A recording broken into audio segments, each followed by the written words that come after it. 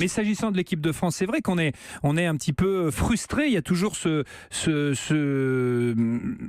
reste sur notre faim en fait avec l'équipe de France, avec cette équipe de France de Deschamps, Didier Roustan. On est qualifié, c'est formidable. J'avais pas vu jouer l'équipe de France aussi mal. Ouais. En deuxième période, c'était épouvantable. Ça peut terminer à 2-2 sans aucun problème. Didier Roustan. Les éliminatoires, c'est souvent compliqué. La chance qu'a l'équipe de France, c'est que c'est un groupe, je crois, qui vit très bien ensemble, si tu veux. Donc quand tu vas rester un mois de préparation et puis après, bon, c'est ça peut les aider. Après, Didier Deschamps, il est souvent comme ça. C'est vrai que le problème, il joue c'était pas la folie à l'Euro, c'était là entre le début des éliminatoires et hier, c'est un peu la même chose. Et puis c'est comme ça, mais ça, il faudrait toute l'émission là. Il faut continuer le jeu parce que là, on va se. Ah ouais. Oui, on peut pas, parce que d'un autre côté, je le casse, mais d'un autre côté, il a des circonstances aussi, et puis d'un autre côté, on l'a mis en place. Donc, qui tu mets à la place, tu vois. Le souci peut-être aussi, c'est que il y a une sorte d'immunité, ça 6e année quand même, et il y a toujours pas une patte. Tu comprends ce que je veux dire?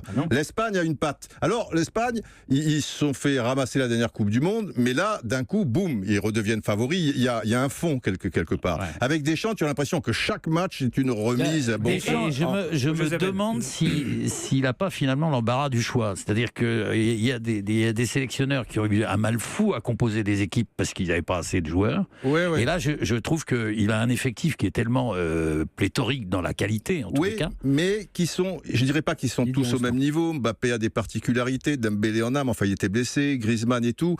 Mais quelque part, enfin je parle pour les milieux de terrain, c'est un peu tous les mêmes, quoi. Tu peux en mettre 3 autres, tu peux en mettre 3 autres. Et si ces attaquants se distinguent un peu moins ou disparaissent complètement, parce que là ils ont disparu, pareil, c'est la Biélorussie quand même, qui a fait match nul contre le Luxembourg en infériorité numérique pendant une mi-temps et qui a battu la Biélorussie. Le Luxembourg a battu la Biélorussie. Donc ça te montre le niveau. Si les mecs ils jouent contre Guingamp, tu vois, Tolisso il joue contre Guingamp en championnat le week-end, bon, Ito Bayern d'accord, mais c'est un exemple, ça sera plus difficile pour lui. Et finalement tu te fais balader. Donc il y a aussi un problème, mais il y a un problème aussi. Je sais pas, peut-être il faut les remettre en question, mais peut-être ça les inhibe, je sais pas. Mais il y a la manière dont il conduit ses équipes de foot et avec lesquelles il gagne. Il a gagné énormément sans jamais faire des choses magnifiques. Il a perdu aussi. Il a gagné quand même. Enfin, c'est plutôt un joueur à succès et un entraîneur qui a eu des bons résultats, même avec la Juve alors qu'ils étaient en deuxième division, avec l'OM. L'air de rien. Finale de Coupe d'Europe en 2004, il perd. Finale de Championnat d'Europe, il perd. Oui, enfin il fait. Mais c'est pas la peine des résultats. Oui, mais il mise tout sur le résultat, le mec. Donc si tu gagnes pas à la fin, t'as l'air d'un con quand même. Coupe du Monde en 8e de finale, tu passes limite contre le Nigeria, limite, et tu perds logiquement contre l'Allemagne. Donc, mais est-ce qu'on mérite plus? Je te dis, il faudrait trop de temps pour. Qu'on perd, c'est pas grave, mais au moins qu'on kiffe. On a 7 mois avec les 60 millions de sélectionneurs. Rendez-nous Christophe Coquard numéro 10.